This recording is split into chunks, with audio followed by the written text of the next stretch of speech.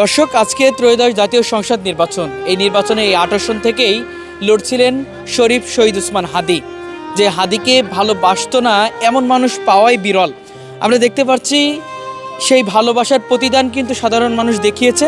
আমরা দেখতে পাচ্ছি এই জাতীয় কবি কাজী নজরুল ইসলামের যেই সমাধিস্থল, সেই সমাধিস্থলের পাশেই কিন্তু শরীফ ওসমান হাদীকে দাপন করা হয়েছিল এবং সেই তার যেই সমাধিস্থল, সেই সমাধিস্থলে আমরা দেখতে পাচ্ছি হাদীকে যারা ভালোবাসে তারা কিন্তু ভোট দিয়ে এসেই এখানে তারা মোনাজাতে কান্নায় কিন্তু ভেঙে পড়েছে। আমরা দেখতে পাচ্ছি তার একটি কারণ হলো তারা হাদীকে ভালোবাসে এবং হাদীকে ভালোবেসেই কিন্তু এখানে এসেছে।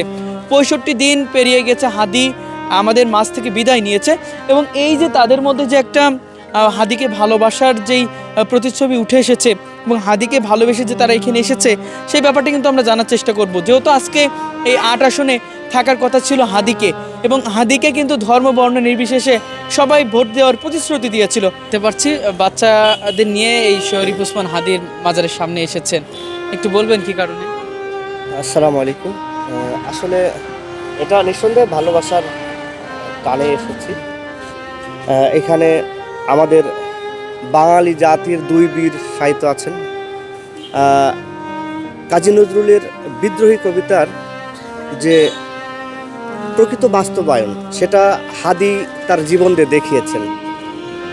দুইজনই প্রয়াত এবং খুব অল্প বয়সে তারা চলে গেছেন। জাতির জন্য তাদের আরও দেয়ার ছিল হয়তো অনেক। খারাপ লাগে অনেক, নিঃসন্দেহে খারাপ লাগে, কারণ ভাই আমরা দেশপ্রেমী, আমরা হয়তো সাধারণ জনগণ, কিন্তু আমরা দেশকে ভালোবাসি। আমাদের দেশের জন্য, আমাদের দেশের মাটির জন্য আমরা যে কোনো মুহূর্তে প্রস্তুত।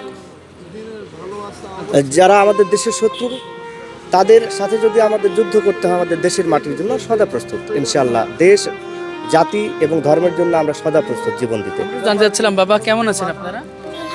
কি কারণে আসা হয়েছে এখানে? হাদীর কবর দেখতে আসছেন? খারাপ লাগছে আজকে? যে অনেকটাই খারাপ লাগছে, যে উনি আমাদের জন্য অনেক ভালো কাজ করেছেন। আল্লাহ জানি অনেকে জান্নাত নসিব করুন। দর্শক, আমি আবারও বলে রাখি যে ছোট বড় সবাই কিন্তু এই শরীফ ওসমান হাদীকে কিন্তু তারা অনেক ভালোবাসে। আমরা সেটার প্রমাণ কিন্তু এখানে কিছুটা হলেও দেখলাম।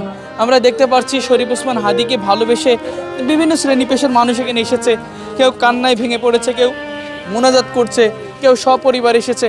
সবাই কিন্তু তাকে ভালোবাসতো এবং তাকে হৃদয় থেকে ভালোবাসতো। যার কারণে এই ৮ আসনের যেই তিনি স্বতন্ত্র প্রার্থী ছিল, এমপি স্বতন্ত্র প্রার্থী, সেই ৮ আসনের আজকে ভোটের দিন কিন্তু ৮ আসনে যে প্রার্থীরা রয়েছে তারা কিন্তু এসেছে এবং তাকে কিন্তু একবারের জন্যই ভুলে নেই। আমরা দেখতে পাচ্ছি অনেকে কিন্তু মোনাজাত করছে, শরীফ ওসমান হাদীর জন্য মোনাজাত করছে এবং মোনাজাতে কিন্তু তার দোয়া কামনা করছে এবং তার জান্নাত কামনা করছে। প্রতিটা মানুষ কিন্তু এমনটাই আমাদেরকে জানিয়েছে এবং সবাই কিন্তু ধর্ম বর্ণ নির্বিশেষে সবাই শরীফ ওসমান হাদীকে অন্যরকমভাবে ভালোবাসতো। এমনটাই কিন্তু আমরা তাদের মুখ থেকে জানতে পেরেছি এবং তারা কিন্তু তাদের যে ভালোবাসা, সেই ভালোবাসা কিন্তু প্রকাশ করেছে শরীফ ওসমান হাদীর পক্ষে। ভোট দিয়ে কি এখানে চলে আসছেন? ভোটের পরে আসছি, মেয়েকে হাদীর কবর দেখতে আসছে। কি কারণে আসছেন? হাদীর কবর দেখার উদ্দেশ্যে আসছে, মেয়ে হাদীর কবর দেখবে।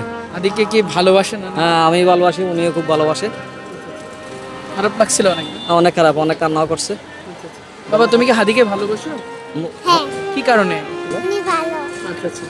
দর্শক, আমরা এতক্ষণ ছিলাম শরীফ ওসমান হাদীর যেই সমাধিস্থল, সেই সমাধিস্থলে দেখতে পাচ্ছি কান্নায় ভেঙে পড়েছে তাদের যারা শরীফ ওসমান হাদীকে ভালোবাসে তারা, এবং তারা বললেন কিন্তু আসলে পৃথিবীতে বিপ্লবীরা খুবই কম জন্ম নেয়, তার মধ্যে বাংলাদেশের শরীফ ওসমান হাদী অন্যতম। দর্শক, চেষ্টা করেছি এই শরীফ ওসমান হাদীর মাজারের সামনে থেকে আপনাদেরকে বিষয়গুলো তুলে ধরার।